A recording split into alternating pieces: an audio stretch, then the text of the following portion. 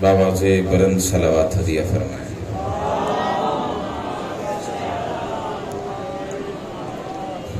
आपसे इल्तमास है कि थोड़ा थोड़ा आगे तशरीफ़ ले आएँ, क्योंकि आज मोमिनीन तशरीफ़ लाएंगे तो बाद में आने वालों को थोड़ी ज़हमत ना हो, इसलिए आप ही थोड़ी ज़हमत फरमाएं, आगे आगे तशरीफ़ लाएं, बुलंद दरूद हदिया फरमाएं।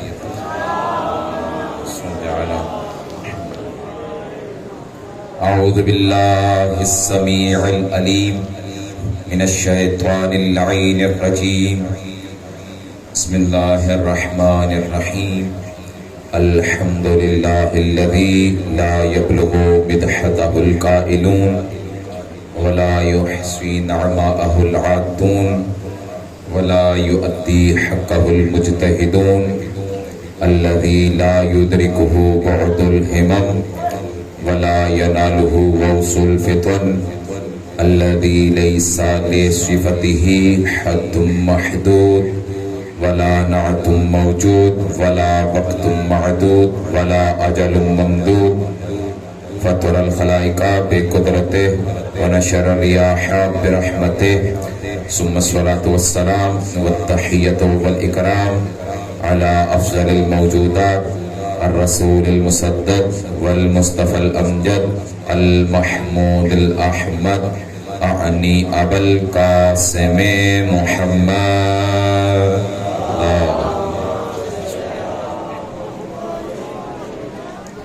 وعلى آله الطيبين الطاهرين المعصومين ولعنة الله على أعدائهم أجمعين من يوم عداوتهم إلى قيام يوم الدين اما بعد فقد قال حسین بن علی علیہ الصلاۃ والسلام انما خرجت لطلب الاصلاح فی امت جدی رسول اللہ صلوات بھیجے گا محمد علیہ۔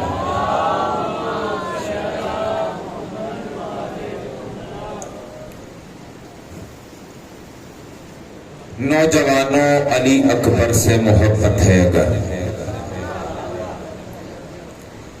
نوجوانوں علی اکبر سے محبت ہے اگر، اپنی ماؤں کو پریشان نہ ہونے دینا۔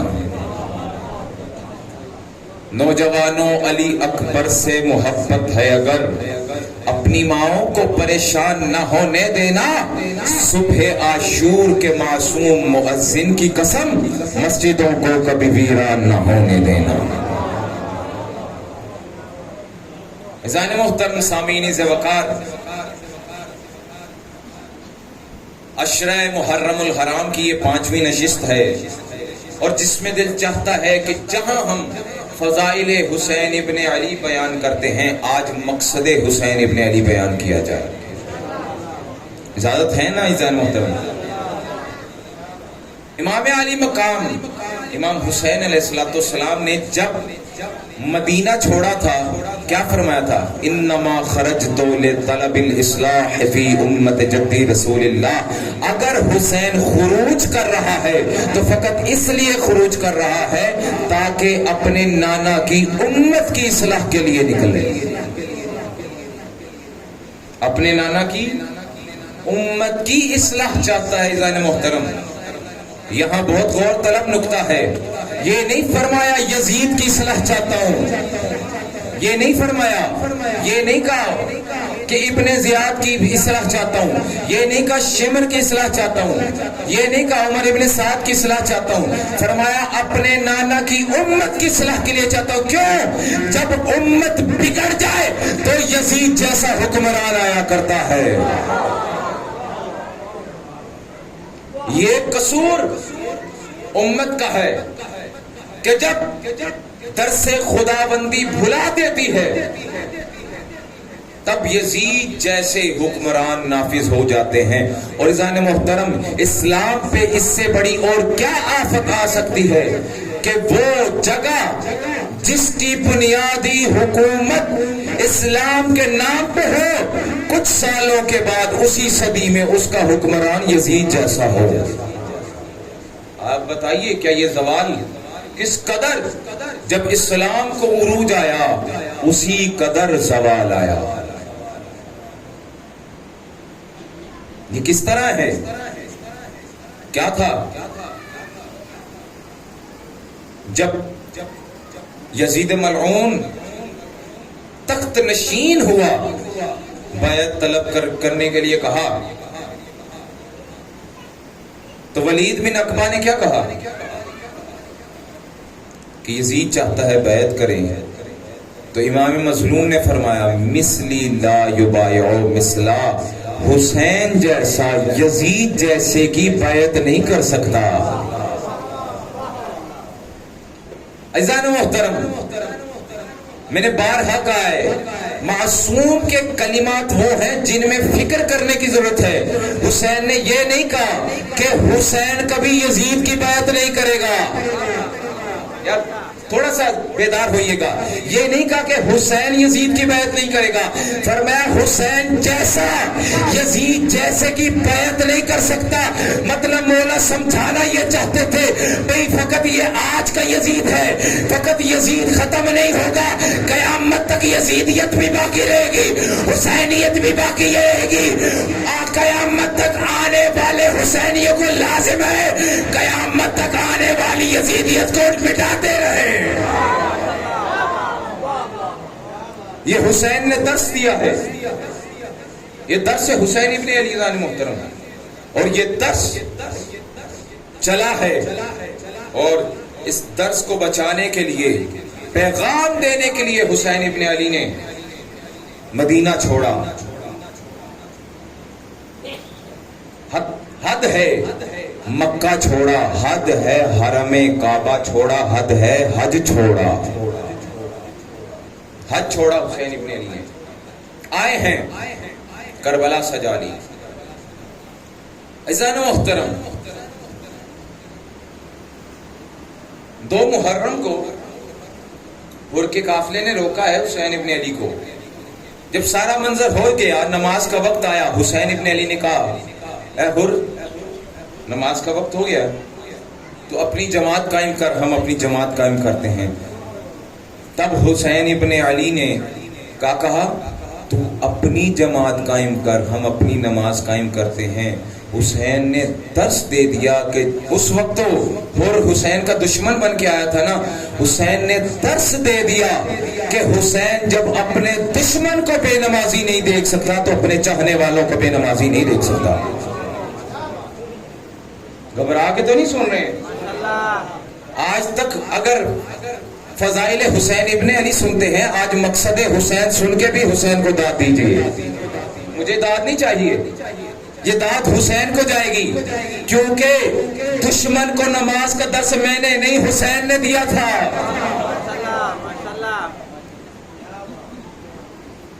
یہ تربیت علی ابن ابی طالب تھی جو حسین کی رگوں میں دوڑ رہی تھی، کیونکہ مدینے میں، کیونکہ کوفے کی مسجد میں علی نے اپنے قاتل کو بیدار کر کے کہا تھا اٹھ وقت نماز ہو گیا۔ یہ اس باپ کی تربیت تھی، یہ علی ابن ابی طالب کی تربیت تھی جس نے اپنے قاتل کو بیدار کر کے نماز پڑھنا اپنی اولاد میں رکھ دیا۔ یہ حسین ابن علی کے اندر تربیت کہاں سے آئی؟ زن محترم، آج ہمارے جوان جلوس میں جاتے ہیں، لیکن اگر جلوس میں وقت نماز ہو جائے اور 5 سے 10 منٹ نماز کو نہیں دیتے، بتائیے ذکر حسین تو کر رہے ہیں، کیا فکر حسین بھی ہے؟ مجھے انصاف سے بتائیے گا، انصاف سے، جو منصف مزاج ہے سوچ کے بتائیے گا، کیا حسین نے اپنا اکبر اس لیے قربان کیا تاکہ قیامت تک آنے والے لوگ مجھے روتے رہیں؟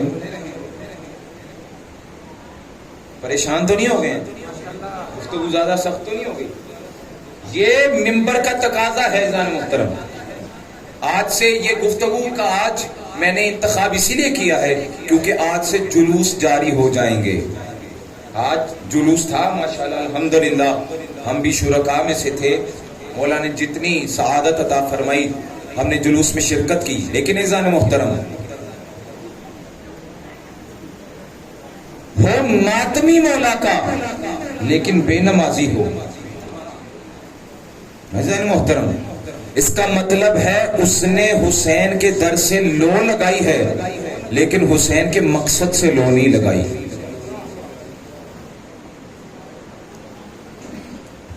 حسین کو آقا مانا ہے لیکن آقا کے حکم پہ عمل نہیں کیا.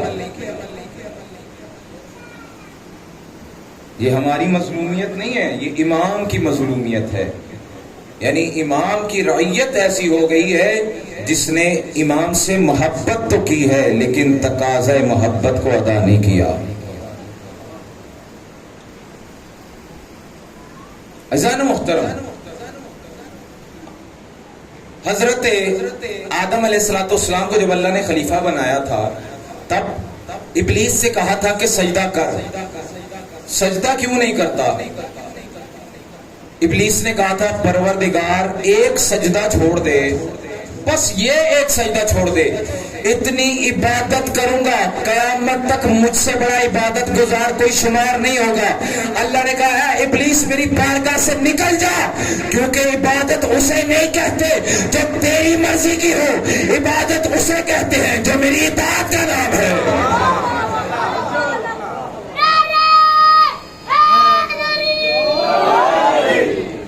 اطاعت، عبادت اصل اطاعت ہے. میرے جوانوں، خدا کی قسم آج پیغام دے کے جا رہا ہوں. حسین ابن علی جو جوانان جنت کے سردار ہیں، انہیں کوئی زندگی کی بھوک نہیں تھی. اگر 9 محرم کو بھی جنگ ہو جاتی، حسین کو 10 تک جینے کا کیا شوق تھا؟ 57 برس جی لیا. اور جس کو یہ علم ہو کہ شہادت کے بعد میں نے جنت کے جوانوں کی سرداری کرنی ہے، اسے ایک دن کی زندگی کی کیا ضرورت ہے؟ نہیں. لیکن پھر بھی ایک رات کی مہلت لی، یہ کہہ کر کہ حسین کو تلاوت قرآن سے بہت عشق ہے.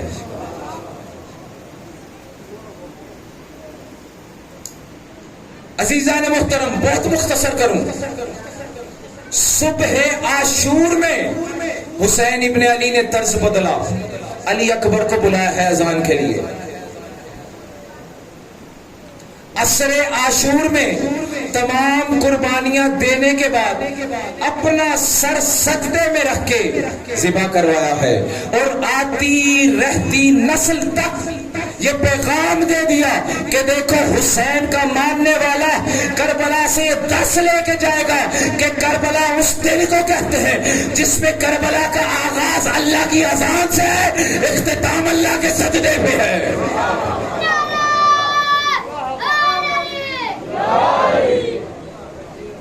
کربلا ہمیں اذان اور نماز کا درس دے رہی ہے. حسین کی آدھی سے زیادہ فوج ظہرین کی نماز میں فقط اور فقط ظہرین کی نماز میں بغیر جنگ کے شہید ہوئی تھی. نماز پڑھتے پڑھتے جو آقا اس عالم میں نماز قائم کرے اسے حسین ابن علی کہتے ہیں. سوچئے جو تیروں کے سائبان میں نماز قائم کرتا ہو، کیا اس کا چاہنے والا دھوپ میں یا دھوپ چھوڑ دیجئے چھاؤں میں نماز قائم نہیں کر سکتا؟ عزیزان محترم، خدا را توجہ دیجئے. اگر آپ جلوس میں ہوں، وقت نماز ہو جائے، یہ کسی سالار کو آ کے بتانا نہ پڑے کہ بھئی وقت نماز ہو گیا ہے اب نماز قائم کی جائے، بلکہ ہر ماتمی جوان کھڑا ہو کے کہے اب میں صف عزا سے خدا کی بارگاہ میں جاؤں گا، اب میں وہاں جاؤں گا جہاں مجھے اس صف عزا نے بلایا ہے، اس صف نے مجھے تیار کیا ہے. یہ حسین ہیں جنہوں نے دعوت دی ہے نماز کے لیے. کیا تھا؟ یزید کے خلاف قیام کیا تھا نا حسین ابن علی نے. یزید کیا کہتا تھا؟ نہ کوئی اذان ہے، نہ کوئی نماز ہے، نہ کوئی قرآن ہے، نہ کوئی وحی ہے، نہ کوئی جبریل ہے، نہ کوئی فرشتہ ہے، سب آل محمد کا رچا ہوا نعوذ باللہ ڈرامہ ہے۔ یہ کہتا تھا یزید لعین جب دربار شام میں ایک مرتبہ اشہد ان لا الہ الا اللہ کی اور اشہد ان محمد الرسول اللہ کی آواز گونجی نا، تب سجاد نے آنکھوں میں آنکھیں ڈال کے کہا یزید آپ بتا تو جیتا یا حسین جیتا؟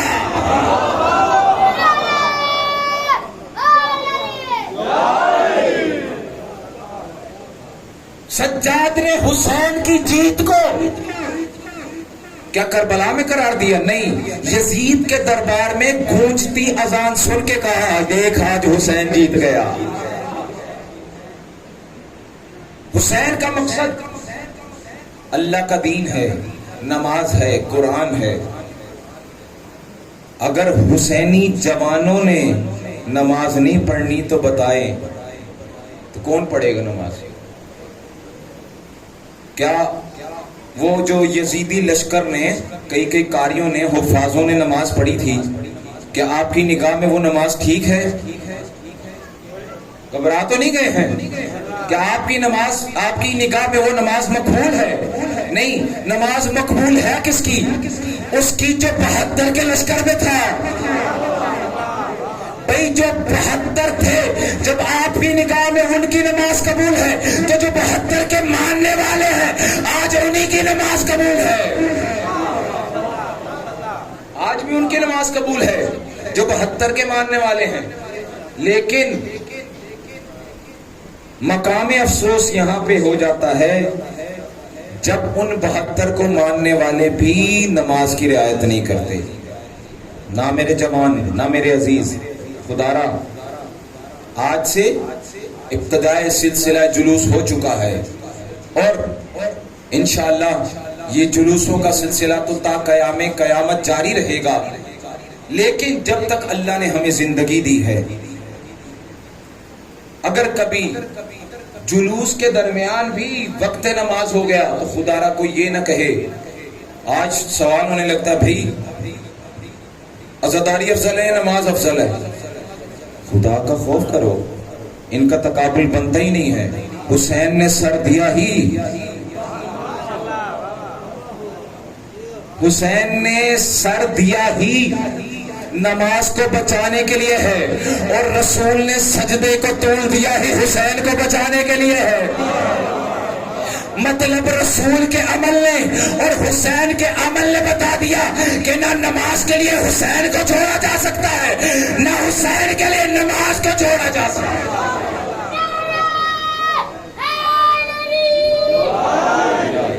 زندہ ہو جاوید رہی نائزان محترم، یہ میری ذمہ داری تھی کہ آج کی گفتگو آپ تک پہنچائی جائے۔ یہ صرف اور صرف جو نماز کا سلسلہ ہے یہ ایام عزاداری تک نہیں ہے۔ حسین کی اصل جیت تو تب ہوگی جب جوان شام غریباں کی مجلس سننے سے پہلے 3 رکعت مصلی پہ ہو کے آیا ہو۔ کیونکہ اس جوان نے شام غریبہ میں سننا ہی یہ ہے کہ زینب نے جلتے ہوئے مصلی پہ نماز پڑھی تھی۔ اسے پتا ہے مقصد حسین ابن علی۔ زینب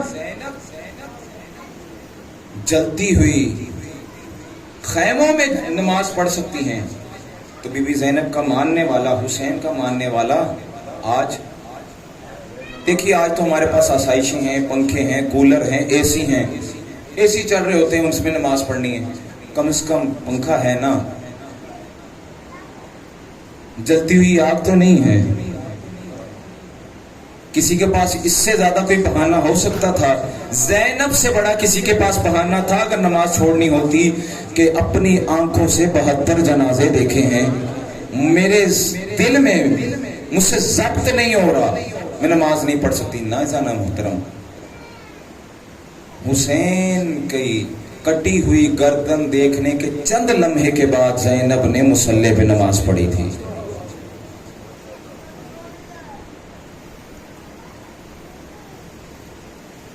عزادارو،